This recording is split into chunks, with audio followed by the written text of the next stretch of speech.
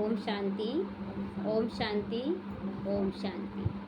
आज बाबा बहुत ही सुंदर बात बोल रहा है कि कोई भी लक्ष्य रखते हैं तो उसके लिए योजना बनाइए। योजना माना कि कैसे करना है, कितना करना है, कौन कौन करेगा, क्या करेगा, हर चीज़ का पहले योजना बनाएं।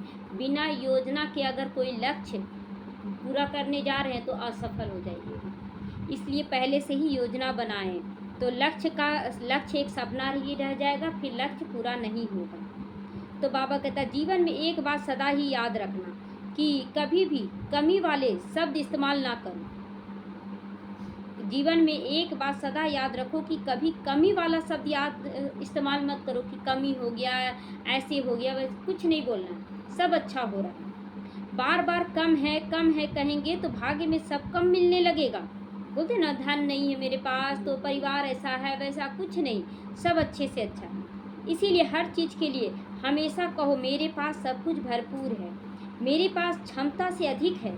हमेशा श्रेष्ठ संकल्प करो, इससे असंभव भी संभव हो जाएगा। जो नहीं भी है वो भी पूरा होने लगेगा। तो बाबा कहता है ईश्वर की राह पर जब कोई एक कदम बढ़ाता है तो ईश्वर उसे थामने के लिए 100 कदम बढ़ा देता है। इसलिए कभी भी कम नहीं बोलना है, हमेशा बोलना है। कम भी है तो भी आप बोले नहीं, भरपूर है, भरपूर है, तो वो भरपूर होता चला जाएगा। राजयोग, ये राजयोग है। राजयोग मतलब अपने को दुखी होने से बचाना, कब दुखी नहीं होना। राजयोग सहज योग है। इसके लिए सर्वप्रथम ज्ञान की समझ बहुत ज़रूरी है। अगर ज्ञान का समझ नहीं रहेगा ना तो वो हर बात में गलती ही करेगा, गलत ही करेगा। इसीलिए इसके लिए सर्वप्रथम ज्ञान की समझ होनी चाहिए।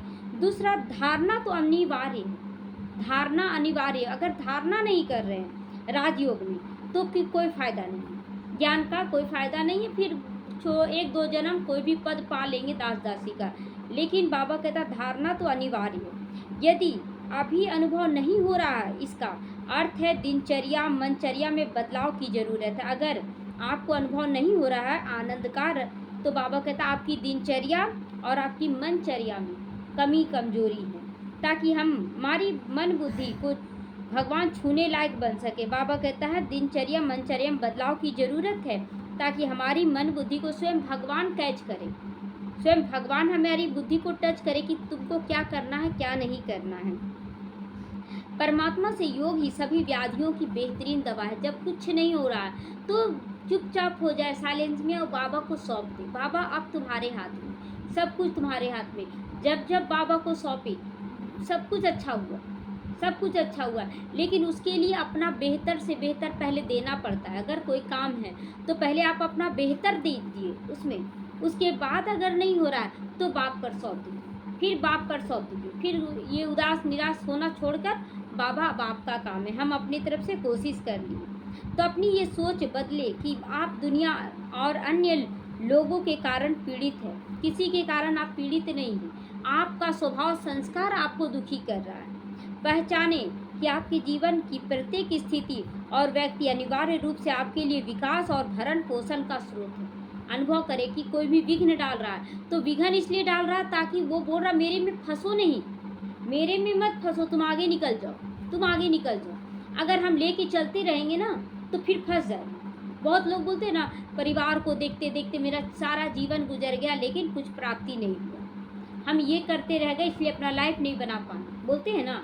तो अगर कोई लोग विरोध कर रहा परिवार में, लौकिक में अलौकिक में, तो वहाँ समझ लें कि ये लोग चाहते हैं कि हम आगे बढ़ें, इसीलिए ये लोग विरोध करें कि मेरे में फंसो नहीं, तुम आगे निकलो, हमको छोड़ो, तुम आगे निकलो, हम जाने लायक नहीं हैं, हम यहीं तक हैं, इसीलिए वो विरोध करते हैं। तो इसीलिए बाबा कहता उन व्यक्तियों को, उन परिस्थितियों को गौर से देखो कि वो लोग अगर नहीं छोड़ेंगे तो आप आगे नहीं बढ़िए, और आगे बढ़ना ही आपका लक्ष्य है। तो इसीलिए बाबा हर वक्त कहता है कि जीवन में कितना भी बड़ा नुकसान हो जाए फिर भी आप उठ सकते हो, क्योंकि वास्तव में तुम्हारा कुछ था ही नहीं जो तुम्हारा नुकसान हुआ है, कुछ था ही नहीं जो नुकसान हुआ है। तुमने खो दिया वो तुम्हारा था ही नहीं, इसलिए खो दिया, वो जिसका था उसके पास चला गया। लाभ और हानि तो इस संसार रूपी नाटक का दृश्य मात्र है, बाकी लाभ हानि कुछ होता ही नहीं, लाभ हानि कुछ नहीं हुआ है। बाबा कहता हर चीज़ से न्यारे हो जाओ, एकदम सोचो कि बाबा केवल खेल खिला रहा है, और कुछ नहीं। खेल खेलें, विजयी बनते हुए आगे बढ़ते चले जाएं। बाबा कहता आनंद वहाँ नहीं जहाँ धन मिले, आनंद वहाँ है जहाँ मन मिलता है। अगर देखिए सब कुछ भरपूर है, लेकिन अगर मन नहीं मिल रहा ना, आनंद नहीं मिलेगा, वो आनंद की अनुभूति नहीं होगी। और अगर मन मिला हुआ है सबका, तो देखिए कितना अच्छा लगता है परिवार में, बहुत अच्छा लगता है। तो इसीलिए जैसे बाग की सुंदरता फूलों के बिना अधूरी है, केवल पत्तों से सुंदरता नहीं होती है, फूलों के बिना सुंदरता नहीं होती। केवल पत्ते ही पत्ते रहे तो शोभा देगा, फूल रहना चाहिए। वैसे ही जीवन रूपी बगिया में सद ज्ञान और सद्गुणों का होना बहुत जरूरी है। सत्य ज्ञान और सद्गुण। तुम मन को परमात्मा में लगा लो तो परमानंद की प्राप्ति होगी। तो मन को परमात्मा में अगर जोड़ लेंगे तो हर बात में कल्याण होगा, हर बात में कल्याण होगा, उसका रिस्पॉन्सिबल बाबा हो जाएगा। तो इसलिए सदा या हमें परमात्मा को हर बात में आगे रखकर हर बात में कहना कि बाबा आपका शुक्रिया, आप जो भी करा रहे उसमें ही हमारा कल्याण। तो मैं श्रेष्ठ आत्मा हूँ, सदा इसी स्मृति में रहकर परमात्मा की छत्र छाया का अनुभव करो। बाप दादा आज विशेष रूप से हर बच्चे में एक विशेषता देख रहे हैं कि हर एक में रियलिटी की रॉयल्टी कहाँ तक आई है। रियलिटी की रॉयल्टी मतलब मैं आत्मा हूँ, तो आत्मिक स्थिति की रॉयल्टी जो रहता है एकदम निश्चिंत, वो निश्चिंतता कहाँ तक आई है। निश्चिंतता कहीं कहीं गुम हो जाता है ना, कुछ भी ऐसा परिस्थिति आता है तो निश्चिंत ना रह के हलचल में आ जाते हैं। तो बाबा देख रहा है, तो बाबा कहता है इससे बड़ी रॉयल्टी और कुछ भी नहीं। अगर आत्मिक स्थिति में निश्चिंत रहते हैं तो इससे बड़ी रॉयल्टी और कुछ भी नहीं है। हमेशा हर्षित मुक्तता, तो इससे बड़ी रॉयल्टी और कुछ भी नहीं। रॉयल्टी किन बातों की वह रियलिटी किस बात की, ये समझना बहुत ज़रूरी है। रियलिटी यानी कि आत्मिक स्थिति, रॉयल्टी माना निश्चिंत स्थिति, दोनों स्थिति होना चाहिए, रियलिटी और रॉयल्टी। तो पहले अपने स्वरूप की रियलिटी में स्थित हो जाओ। अपने स्वरूप मतलब मैं आत्मा कैसी हूँ, शांत स्वरूप हूँ, आनंद स्वरूप हूँ, इस स्थिति में स्थित हो जाए। तो बाबा कहता है इस स्थूल सूरत में भी आपकी और अलौकिक रॉयल्टी नजर आएगी, आपका निश्चिंतता आपके चेहरे से नजर आएगा। यह स्वर्ग का कोई देवता उतरा ऐसे लोग समझेंगे, अनुभव होगा उन्हें कि ये साधारण नहीं है। दूसरी बात, स्मृति में ही रियलिटी अर्थात एक बाप दूसरा न कोई, इस बात को पक्का करना है। एक बाबा करवा रहा है, उसके अलावा और किसी को अपना नहीं बनाना है, क्योंकि कब कौन धोखा देगा, कब कौन शरीर छोड़ेगा, ये हो गया है, आम बात हो गया है, इस दुनिया में आम बात हो गया है। सबसे डिटैच होते चले जाए, कोई भी अपना नहीं, कोई भी पराया नहीं, दोनों बात है। कोई भी पराया भी नहीं है, कोई भी अपना भी नहीं है। यानी कि एक बाबा दूसरा न कोई, एक पार्ट एकदम बिल्कुल पक्का कर ले तो आप कहीं फंसेंगे नहीं। तो बाबा कहता है कि इस रियलिटी की स्मृति से कर्म करो, बोलो तो रॉयल्टी अपने आप दिखाई देगी। हर कर्म सत्य और श्रेष्ठ होने के कारण जो भी संपर्क में आएंगे उन्हें हर कर्म में बाप समान चरित्र अनुभव होगा। हर बोल में बाप के समान अथॉरिटी प्राप्ति की अनुभूति होगी। दूसरी आत्माओं को भी लगेगा कि हाँ इन लोग विशेष है। तो बोल की रॉयल्टी रियलिटी रखो, रियलिटी और रॉयल्टी दोनों रखना बोल में भी, यानी कि बोल हमारा कम में और पावरफुल हो, और पावरफुल में भी सत्यता हो, जो सत्य परमात्मा का डायरेक्शन वही होना चाहिए। तो ऐसी रियलिटी और रॉयल्टी वाली आत्मा का संग और समर्थ को समर्थ बना देती, जो नहीं चलने लायक है वो भी समर्थ आत्मा बन जाती है। तो इसीलिए बाबा कहता है बच्चे अपने आप को चेक करो घड़ी घड़ी। ये समस्याएं हमारी चेकिंग करने आती है कि हम कौन सी स्थिति में कर रहे हैं कोई भी काम। तो रियलिटी और रॉयल्टी हमारे बोल में भी नज़र आना चाहिए। हमारे बोल एकदम कम में मधुर और पावरफुल होने चाहिए। तो अभी अभी मुक्ति के स्टेज की अनुभूति करो, मुक्ति के एकदम मुक्त जो हो रहा साक्षी दृष्टा, सब में कल्याण छुपा हुआ है। अभी अभी मुक्ति की स्टेज अनुभव करो और अभी अभी जीवन मुक्ति की भी स्टेज अनुभव करो।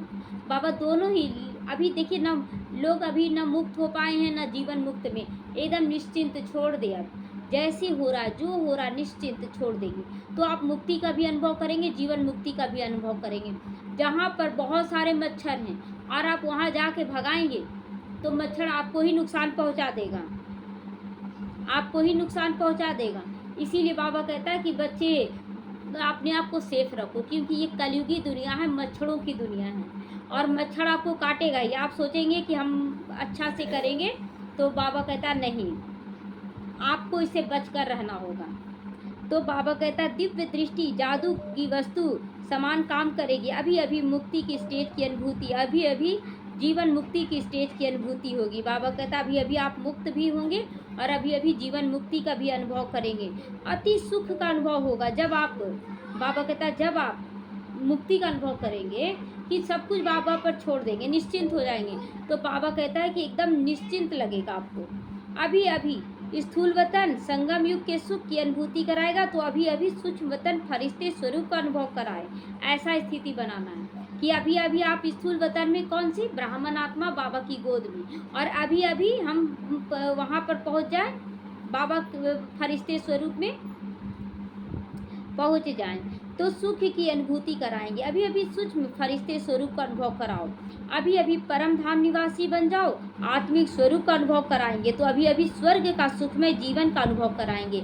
जो बच्चे एकदम निश्चिंत रहेंगे वो एक सेकंड में ही कभी मुक्ति कभी जीवन मुक्ति, कभी मुक्ति कभी जीवन मुक्ति का अनुभव सबको कराते रहेंगे। कभी यहीं पर बैठे हुए ब्राह्मण सो फरिश्ता, और कभी परम धाम में बैठे हुए निश्चिंत आत्मा के रूप में।